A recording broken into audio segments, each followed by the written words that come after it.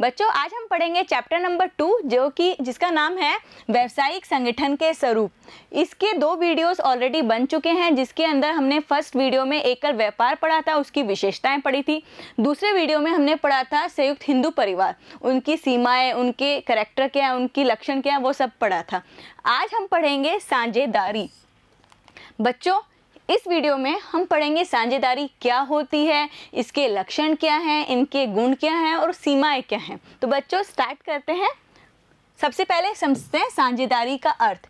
Basically साझेदारी एक ऐसा एग्रीमेंट है, एक ऐसा समझौता है जिसके अंदर 2 या 2 से अधिक व्यक्ति परस्पर समझौता करते हैं कि वह ऐसे व्यवसाय करेंगे जिसके अंदर जो लाभ है, जो प्रॉफिट है, वो बांटा जाएगा। समझ में आया?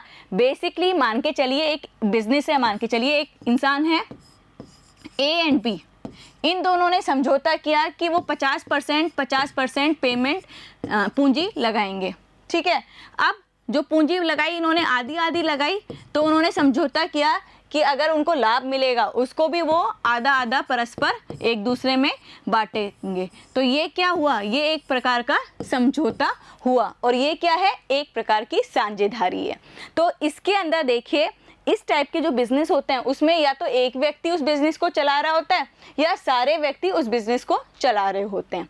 अब हम पढ़ेंगे इसके लक्षण क्या हैं, मतलब इसकी कैरेक्टरिस्टिक्स, ये कैसे मालूम चले कि ये साझेदारी है। तो पढ़िए, सबसे पहला पॉइंट है एक से अधिक व्यक्तियों का होना। जबकि हमने क्या पढ़ा था, एकल व्यवसाय में एक ही व्यक्ति चला रहा है, मतलब व्यवसाय भी चला रहा है, व्यवसाय जो चला रहा है व्यवसायी हो गया, वही उसका क्या हो गया? ऑनर हो गया। जबकि इसके अंदर एक से ज़्यादा व्यक्ति साझेदार होते हैं, उनके ऑनर होते हैं, उस बिजनेस के ऑनर होते हैं। तो एक बार देखिए यहाँ पर लिखा हुआ है न्यूनतम 2, तो मिनिमम यहाँ पर जो साझेदार है वो 2 होंगे और मैक्सिमम कितने होंगे?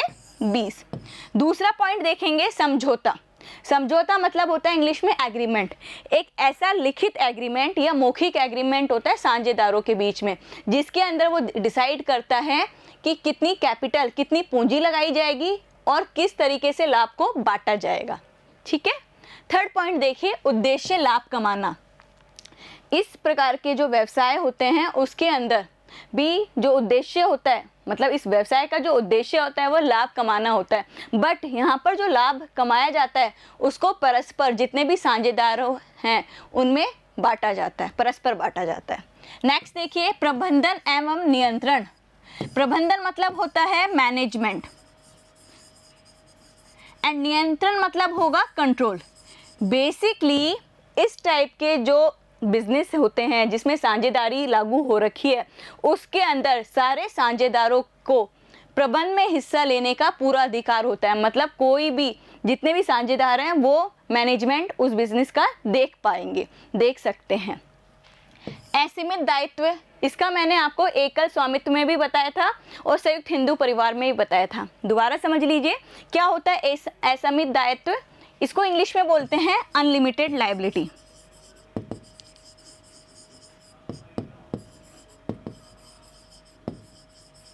अनलिमिटेड लायबिलिटी क्या होता है?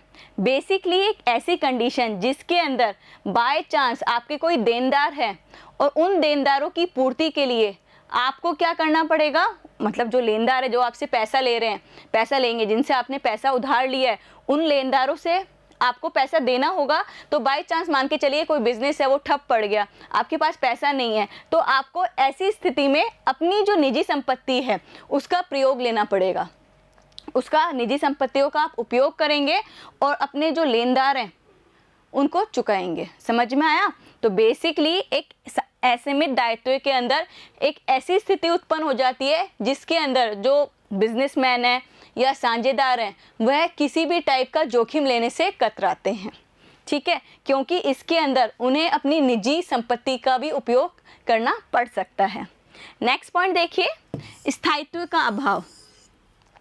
स्थायित्व को बोलेंगे इंग्लिश के अंदर स्टेबिलिटी। बेटा मैं आपको इंग्लिश वर्ड इसलिए बता रही हूँ क्योंकि ये आपके लिए यूज़फुल भी होंगे और आपके लिए इजी भी होंगे, क्योंकि बहुत बार ऐसा होता है कि हमें ये सब चीज़ों की ज़रूरत पड़ जाती है। ठीक है, समझने में भी इजी होता है और अच्छे भी रहेगा, आपको वर्ड्स आएंगे तो। स्थायित्व का अभाव मतलब होता है स्टेबिलिटी। तो बेसिकली ऐसे जो बिजनेस होते हैं वो लंबे समय तक नहीं चल पाते, क्योंकि ऐसी स्थिति जिसके अंदर साझेदार की मृत्यु हो गई या दिवालिया हो गया या पागल हो गया, तो ऐसी स्थिति में जो उसकी पार्टनरशिप है वो ख़त्म हो जाएगी, वो समाप्त हो जाएगी। ठीक है बच्चों, आ रहा है ना समझ में। नेक्स्ट पॉइंट देखेंगे, साझेदारी के गुण। क्या फ़ायदे हैं साझेदारी के, पार्टनरशिप के क्या फ़ायदे हैं, तो एक एक पढ़ते हैं। देखिए फर्स्ट पॉइंट, निर्माण की सुविधा। निर्माण की सुविधा मतलब इजी टू एस्टेब्लिश, एक ऐसा फॉर्म ऑफ बिजनेस है जो कि इजीली बन जाता है, क्योंकि इसके अंदर किसी भी प्रकार की औपचारिकताओं की पूर्ति नहीं होती है, कोई भी कानूनी औपचारिकता नहीं होती है। ये आप अपने मतलब जो बिजनेस करना चाहते हैं, जितने भी पार्टनर्स हैं वो अपना समझौता करेंगे और समझौता करके उस बिज़नेस को स्टार्ट कर लेंगे। मतलब ये उन लोगों पर डिपेंड करता है जो कि उस बिज़नेस को रन करना चाहते हैं, साझेदारों के ऊपर डिपेंड करता है। नेक्स्ट पॉइंट देखिए, विशाल वित्तीय साधन। एकल व्यवसाय के अंदर मैंने बोला था उनके पास वित्तीय साधन सीमित होते हैं, जबकि इसके अंदर वित्तीय साधन बहुत ज़्यादा होते हैं। बहुत ज़्यादा मतलब डिपेंड करता है साझेदारों के ऊपर। तो मान के चलिए 2 साझेदार हैं, 1 और 2, तो इसने भी 50,000 लगाए, इसने भी 50,000 लगाए। इस तरीके से बिजनेस के पास 1 लाख रुपए हो गया।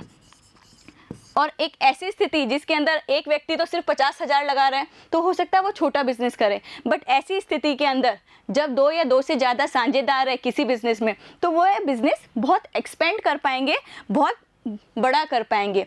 अब जितना ज़्यादा हम बिजनेस में मानते ही हैं कि जितना ज़्यादा हम बिजनेस में कैपिटल लगाएंगे उतना ज़्यादा हमें क्या प्राप्त होगा, लाभ प्राप्त होगा। तो इस तरीके से ये बेस्ट तरीका है बिजनेस का। समझ में आया। नेक्स्ट पॉइंट देखिए, बेहतर निर्णय। बेहतर निर्णय मतलब कि इजी डिसीजन लिए जाते हैं, अच्छे डिसीजन लिए जाते हैं, क्योंकि इसके अंदर बहुत सारे साझेदार होते हैं और सारे साझेदार किसी न किसी तरीके से सक्षम होते हैं। ठीक है, तो यहाँ पर लिखा जा रहा है कि सभी महत्वपूर्ण निर्णय, जितने भी महत्वपूर्ण निर्णय हैं वह सभी साझेदार हैं, जितने भी साझेदार हैं उनसे पूछा जाता है, उनकी सहमति ली जाती है, और इस तरीके से जो निर्णय हैं वह बेहतर होते हैं और संतुलित होते हैं, मतलब अच्छे होते हैं। समझ में आ रहा है ना। देखिए नेक्स्ट पॉइंट, जोखिम का बंटवारा। अब मैंने आपको बताया था एकल व्यवसाय में जोखिम का बंटवारा नहीं था, जबकि इसके अंदर है। अब पूंजी 2 जने लगा रहे हैं तो बंटवारा भी क्या होगा, दोनों के बीच में होगा।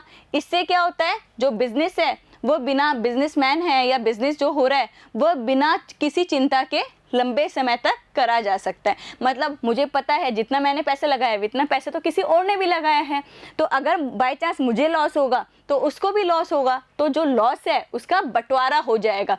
इससे क्या होगा, मैं बेहतर तरीके से, मतलब एक बिजनेसमैन है वो बेहतर तरीके से कार्य कर पाता है। समझ में आया। नेक्स्ट पॉइंट देखिए, गोपनीयता। बेसिकली जो साझेदारी फर्म होती हैं, जो पार्टनरशिप फर्म होती हैं, उसके अंदर जो उनके खाते होते हैं, ठीक है, उनको प्रकाशित करने की आवश्यकता नहीं होती, और जिससे क्या होता है, जितने भी जो महत्वपूर्ण भेद हैं वो गुप्त रह सकते हैं। मतलब यहाँ पर जो उनके अकाउंट्स होते हैं, जो लेजर वगैरह जितने भी अकाउंट्स वगैरह होते हैं, जिससे मालूम चले कि बिज़नेस को कितना फ़ायदा हुआ या नुकसान हुआ है, उन सबको प्रकाशित करने की ज़रूरत नहीं है। जबकि हम देखेंगे नेक्स्ट वीडियो में, कंपनी जब हम पढ़ेंगे उसके अंदर, कंपनी के अंदर गोपनीयता नहीं होती, क्योंकि उन्हें मतलब ईयर एंड के अंदर अपने जो खाते हैं वो प्रकाशित करने होते हैं। मतलब उनको सारे जो खाते हैं, उनके जो लेजर अकाउंट वगैरह, बैलेंस शीट वगैरह, वो उनको पब्लिश करनी पड़ती है न्यूज़पेपर वगैरह में। ठीक है, अब आते हैं सीमाएं। सीमाएं मतलब होता है लिमिटेशन। मतलब हर चीज़ के आपको पता है कुछ एडवांटेज होते हैं, कुछ डिसएडवांटेज होते हैं, तो ये भी कुछ ऐसी ही मैं आपको बिजनेस बता रही हूँ जिसके कुछ एडवांटेज होंगे और कुछ डिसएडवांटेज। तो अभी हम पढ़ेंगे सीमाएं किसकी, साझेदारी की। ठीक है, तो यहाँ पर पढ़ेंगे हम सीमाएं साझेदारी की। पहला है सीमित साधन। इसके अंदर फर्म में जो साझेदार हैं उनकी संख्या सीमित होती है, और जिसके कारण उनकी जो पूंजी है वो भी सीमित होती है। दूसरा पॉइंट देखिए, असीमित दायित्व। इसका मैंने आपको बताया था, मतलब इसके अंदर ये होता है कि इसमें उन्हें निजी संपत्ति का उपयोग करना पड़ता है। अपने जो उनके लेनदार होते हैं उनको अपना कर्जा देने के लिए, मतलब अपने कर्जे से मुक्त होने के लिए अपनी निजी संपत्ति का भी उपयोग करना पड़ सकता है। नेक्स्ट पॉइंट देखिए, निरंतरता। इसका मतलब ये है कि जो साझेदारी है, अगर कोई साझेदार है, मतलब मान के चलो ए है एक साझेदार, एक बिजनेस में बी है, एक साझेदार सी है, अगर मान के सोचो, मतलब मान के चलो कि इस सी की मृत्यु होगी, ऐसी स्थिति में क्या हो जाएगा, व्यवसाय में जो समझौता है वो समाप्त हो जाएगा। समझ में आया? नेक्स्ट पॉइंट देखिए, जन विश्वास में कमी।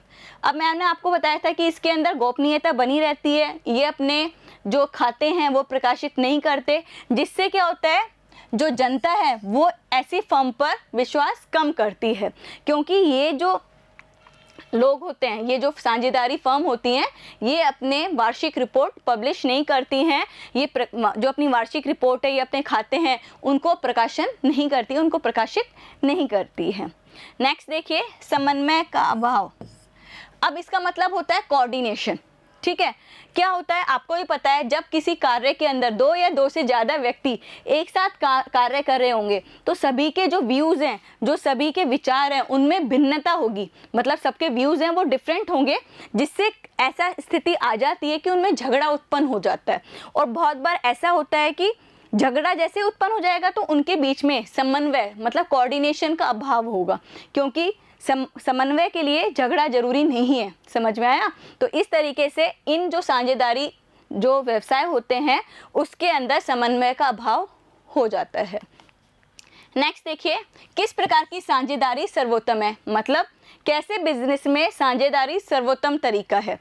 तो ऐसे व्यवसाय जो कि मध्यम स्तर के हैं, मतलब मिडिल, ज़्यादा पैसा ना लगे जिसके अंदर, जिनमें पूंजी लिमिटेड लगती है, वह व्यवसाय में साझेदारी सर्वोत्तम है।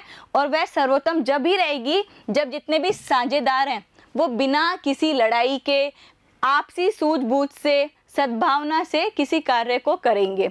तो इस प्रकार से साझेदारी सर्वोत्तम होगी। तो आज बच्चों हमने पढ़ा साझेदारी क्या होती है, उसके लाभ क्या हैं, उसकी विशेषताएं क्या हैं, क्या लक्षण होते हैं और सीमाएं क्या हैं। जो हमारा नेक्स्ट वीडियो है ना, उसके अंदर हम पढ़ेंगे साझेदारी के प्रकार। ठीक है, थैंक यू सो मच।